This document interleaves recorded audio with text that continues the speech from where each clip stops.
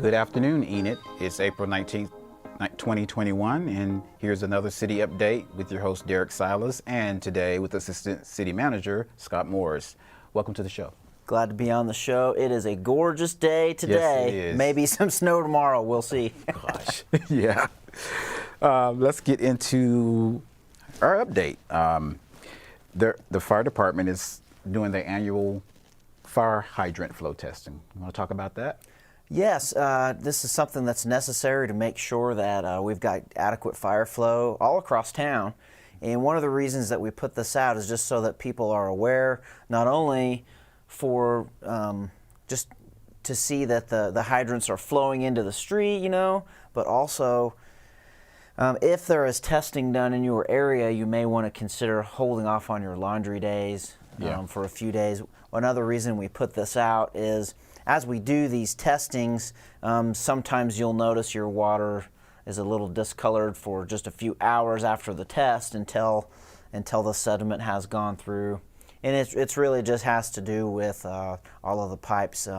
When we open up those hydrants, it gets to some of the ends of the pipe and just kind of stirs up some of that sediment that doesn't usually get disturbed. And so if you are experiencing any water that is a little discolored, it's still safe, but I would just open up your outside hydrant and your outside faucet and just give that a few minutes and it'll flush out and you'll be okay. But if you're washing your delicates and whites on that day, you might want to just pay attention to that so that you can hold off on doing laundry for until that's past your area. Okay. You can also see those updates on our Facebook site, the fire department's Facebook site, and as they are moving around, I'm sure they'll be putting out other press releases. So just pay attention to that, and you'll know when it's coming to your area. Usually they post the day before, so today they'll also post where they'll be going tomorrow, which is Tuesday. But if you look on the screen, you'll see the ones that are going to be going on today, Monday. So, speaking of the fire department, they'll also be doing a car seat checkup next Saturday. You have any details about that? Knowing much about that? I just know if you need some help or need some assistance with your car seat, come by on Saturday, May the 1st. Those fire department personnel would love to assist you and make sure that you're being safe with your child. Mm-hmm. And they always do a great job. They do good things for our community with the car seat check, with making sure we have fire flow in our hydrants, and then if the worst comes to worst, they'll be there for you whenever that time comes. It looks like they are requiring appointments also. If you look closely, it says that by appointment only, so there's a 405 number to call to participate. And then they just need proof of government assistance, $15 must be provided at the time of event. Expectors' mothers must be within 6 weeks of delivery in order to get this car seat. And you must be the legal guardian of the child. So that's pretty good. It's sponsored by the Safe Kids Oklahoma, but working with the Enid Fire Department, which is a good effort, partnership. It's also May 1st, next week, we have coming up the Household Hazardous Waste Collection Day. You can tell me a lot about that, I'm sure. Yes, this is very important. People are always ready for this event. They've got things in their shed or in their garage they're ready to get rid of, and please take advantage of this. It's free. Just come out and you can get rid of all your pool chemicals, fuels, yard chemicals, anything that is a household hazardous waste. Bring it out. We would love to take it off your hands and we can dispose of it safely. Please do not put these type of chemicals in with your regular trash. It can cause fires and all kinds of problems. So please don't. And don't pour it down the drain. That's right. That's right. So yes, good. That'll be good on next Saturday, May 1st, from 9 a.m. to 1 p.m. Then we have the library. They've been hosting the citizenship test prep classes, and that began in April the 7th. But it's still not too late to join if you want to join. This will be the classes on Wednesdays from 6 p.m. to 7 p.m. from April through October 7th. So there will be a couple times that they won't have class due to holidays, but that'll be also posted on the Enid Public Library's website. There was a lot of talk on Facebook and request questions about the work that was done on Chestnut, the bump in the street. So yes. talk about that. Let's talk about that. All right. So yes, right around the area of 10th and Chestnut, just to the east, there was a repair done. Actually, there was a stormwater that was going across that road that was collapsed, and so all of that was repaired, and then the road surface on top was also repaired. And we've had questions about the bumps on either side of that, and the reason why it's lower than the surface around it, they went ahead and went down to the base layer of the base concrete, and instead of just pouring new concrete on top of the asphalt that was there, they went down to the base layer and put concrete on top of that. And with the intention of knowing that on both sides of that very soon is a future project to also repair that part of the road. And so rather than trying to make the roads meet up perfectly, we know that we have intentions very soon to go ahead and fix both sides of the rest of that road. And we will also be tearing that down to the concrete base and then putting concrete back in its place. So it will be all of the same height once the next future repairs are made. So there's always a reason for the madness if it doesn't seem like there is. Yeah. But they were thinking ahead on this one, and they want to do the job right. It doesn't seem like it's done right because there's these bumps, but knowing, the project engineers know what's coming next, and so they've got it planned out. They've already thought of that. So we are looking forward to that next repair and for a little smoother ride there. Very good. Yeah. We have a number of road closures and construction going on. There's a lane closure for the waterline relocation on westbound of Randolph Avenue between 2nd Street and Grand, and northbound of Grand Avenue at Randolph. This began April 5th, and it's supposed to continue for 3 weeks. Or is it 2 weeks? Yes. So it's still going on. They've been doing a great job. They've been going down Randolph, and it takes about approximately 3 weeks to get one block done. They started at 7th Street, and they're working their way down to Randolph. And then as soon as that gets done, sometime this summer, they'll be doing the mill and overlay on that section of Randolph between 7th and Washington. Okay. So, very good. Yeah. One of the next ones is just a reminder of everybody that the green yard waste collection schedule for the summer and spring started April 5th, which was 2 weeks ago. Was the last week. And just basically put out your green poly carts on Mondays versus the day of your trash. Put them separately. That's correct. And some people have, because about 2 years ago we transitioned to the green poly carts on Mondays instead of Wednesday, and that has still been confusing for some people. I have had several people ask me, well, I put my yard waste out on Wednesday and nobody picked it up. Well, that's because a few years ago we transitioned to Monday, and it just, when the new season comes up, sometimes we forget. And I know I forgot to put my green collie cart out a few times on the right day on Monday. So it is Mondays, and if you need an additional cart for yard waste only, you can get those for a one-time fee of $60, and then there is not an additional monthly fee for the green carts. Very good. The HR department, we have a number of employment opportunities with the city, and if you go to enid.org/careers, you can go and see all of the positions, their descriptions, and if you want, you can apply for any of those. So that's just good information to have there. Those are some good jobs right there, those full-time positions. Some of those are well-paying jobs. We've got 33 people we've recently hired that are in the pipeline right now, so our Human Resources Department has been very busy. Yes. And we still need some seasonal positions. I know some guys that are looking to do some mowing and groundskeeping, and we've got those positions open. Maybe you just need something for the summer. We've got that for you. Just come fill out our application on our website or right there at enid.org/careers. Very good.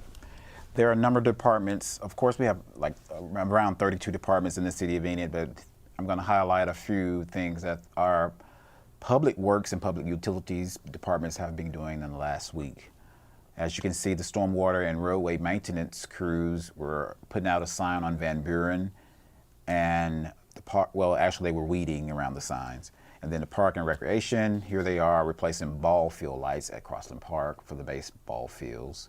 Technical services crew removing graffiti from new intersection traffic poles, and fleet management crews preparing a tractor in the city's fleet for mowing. Solid waste services, here's crews using the BOMAG at landfill. And the water production crews sealing a leak at the Roop Tower pump. Utility maintenance. Here you see some crews. They repaired a service line on 66th Street and did concrete work on West Poplar. And let's talk about this next Thursday. This will be great. We've had some commissioners that have been around for a while. Ben Azell has been a commissioner for about 8 years, and then Jonathan Waddell and Commissioner Mason, Commissioner Funk, those guys have been around. Commissioner Funk was a stand-in after Commissioner Mason resigned, and now we have Scott Orr into that position, Commissioner Orr. But Jeff has been great coming in, and he's certainly always full of great questions and has the community's best interest in mind. So we just want to recognize all of these commissioners and the hard work and time that these guys have put in. You know, these men do not get paid for this. They have taken up numerous hours of their day and evenings coming to these meetings and preparing for the meetings.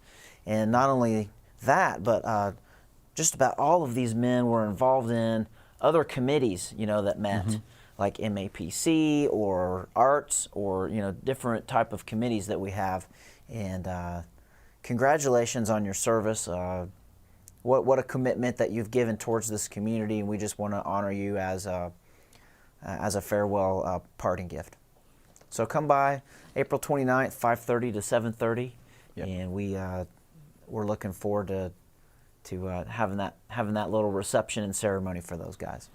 And the actual the social will start at 5:30, and the actual program to honor them will start at 6 p.m. Also, this is a free event, and it's a come and go event. If you would like to come in and just say hello, you can, and just do a little honor for them. Let's go in tomorrow, which is Tuesday, is our commission meeting day. So let's talk about the study session. What's coming up on the study session? Well, we've got a few items on the study session coming up. The first one is we are going to be talking about a Christmas tree project. Yeah. And you might be wondering, why would we start talking about a Christmas tree project? It's April the 19th. Well, this isn't going to be a little Christmas tree. This might be a big Christmas tree that's coming up. And there are a lot of things to coordinate for that. You know, last Christmas we had the ice skating rink, which was new, and that was such a success, such a great thing for our community. And there's some talk and some plans going on to even make that better and have a big tent set up where people can enjoy events next to the ice skating rink, and then have this very, very large Christmas tree. More news coming later on that. But just in this study session, it will be talking about, you know, what are the logistics for that? What are the things that we need to start planning now? Do we need to change some things as far as streets or concrete? Do we need to get more power to the site? Which most certainly we probably will. So we're trying to get all of those things organized so that we can continue planning this this Christmas event with this large tree. Cool. This will be the type of tree where it may take a semi to bring the tree in, and it may take several semis to bring the rest of the things that go with the tree. So it will be top-notch stuff, but I want to keep it a little secret until a little more details come out. So, but if you're interested, the study session, we'll be talking about that at 5 o'clock tomorrow evening. What else is going on The other thing on the study session, we were going to be talking about building and sign permit fees. We're going to move that to another week, and we have gotten great feedback from contractors, from home builders, from people in various trades, and getting their updates on the fee structure that we have for those things. And we've even received more recent feedback, and we want to take a minute to make sure that when we propose some of these different fees to the mayor and commissioners that we might include this more recent feedback. So this will be pulled from tomorrow's agenda and put on probably the first meeting in May. But it is in an effort to have great customer service to not only contractors and customers and citizens in Enid in an effort to make things less complicated and make the process go a little quicker. So we're looking forward to being able to do that next time. And then the other thing in the study session we'll be looking at are some new rules about how do we conduct our meetings. When we have a public meeting, we always need to have some sense of order, and certainly the Open Meeting Act, has some legal things that we have to make sure that we follow. But we also want to have order as far as how people speak, when they speak, the respect taken between the public and the commission, and the commission and the public, and basically we're putting those into a resolution to be adopted by the mayor and commission. So this is the study of that item to see what feedback the mayor and commissioners may have on that. It's just something that we already do, but we want to put it in a resolution so that the public, definitely knows what the expectation is for that back and forth that we have during meetings. Very good. Yes. Now let's talk about the commission meeting.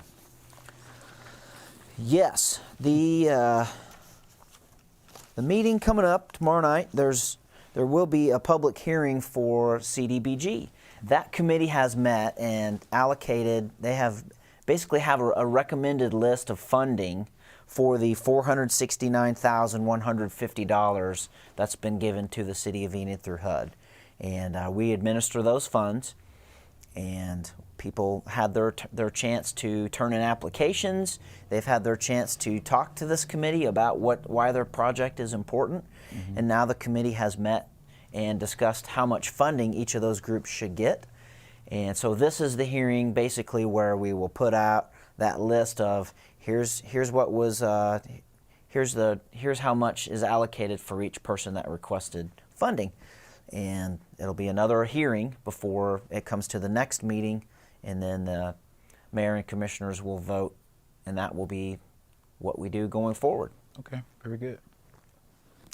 Other than that hearing, there's a lot of just normal business. You can read through it yourself. You can find the agenda on our website. If you go to the meetings page and click on that, everything's where you can find it. But there's not a whole lot of extra exciting things going on. It's just kind of normal business things. So very good. That'll be the meeting for tomorrow night. Very good. Well, that's all I have for this. Anything else you'd like to add? Well, enjoy your day. It's going to be in the 70s today, and enjoy your week. Let us know if there's anything that we can do for you. If you've got any feedback, I'd love to hear it. And have a great Monday. Have a great rest of your week.